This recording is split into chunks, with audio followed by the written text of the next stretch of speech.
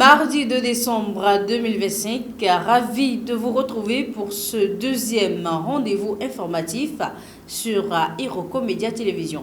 Merci de nous suivre jusqu'à la fin.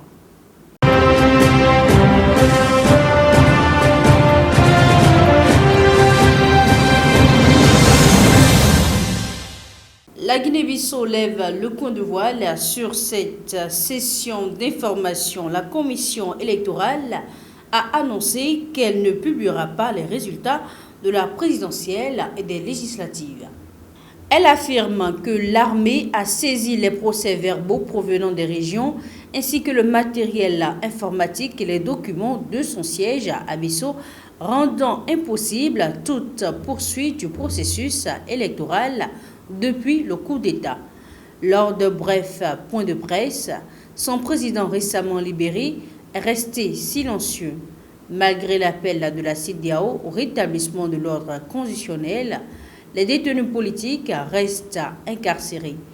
L'opposant Fernando Dias, quant à lui, qui se dit vainqueur, a obtenu l'asile du Nigeria.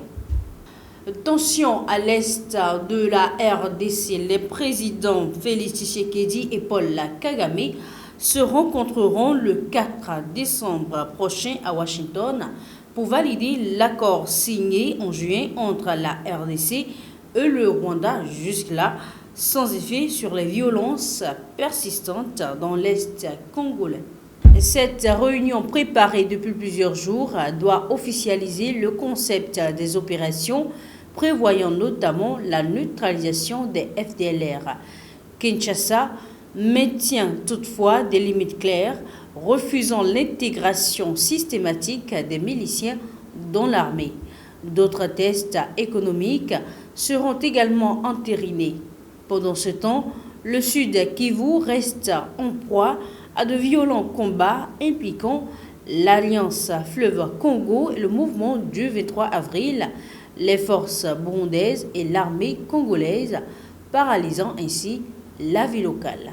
Cette édition n'est pas que l'actualité africaine, mais aussi des nouvelles d'ailleurs.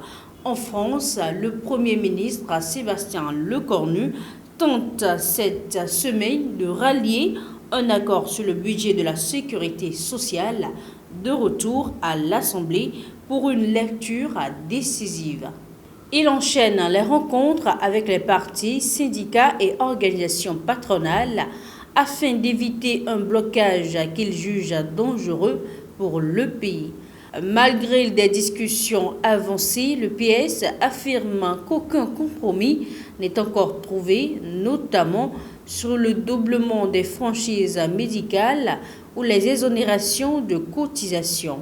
Le texte revient dans une version modifiée par le Sénat et son adoption avant le 9 décembre reste incertaine, ravivant ainsi le spectre d'un nouvel échec parlementaire. Et pour finir, au Moyen-Orient, au dernier jour de sa visite au Liban, le souverain pontife a rassemblé près de 150 000 fidèles lors d'une messe en plein air à Beyrouth, appelant à de nouvelles approches pour instaurer la paix au Moyen-Orient et dépasser les divisions. Très attendu dans un pays en crise, il s'est aussi rendu au port de Beyrouth pour une prière silencieuse en hommage aux victimes de l'explosion de 2020, réaffirmant la nécessité de vérité et de justice. Son déplacement marqué par des appels au dialogue, à la réconciliation et à la fin des attaques a suscité un regain d'espoir parmi les Libanais. C'est tout pour la session d'information de la journée. Merci de nous avoir suivis. Agréable de soirée à tous.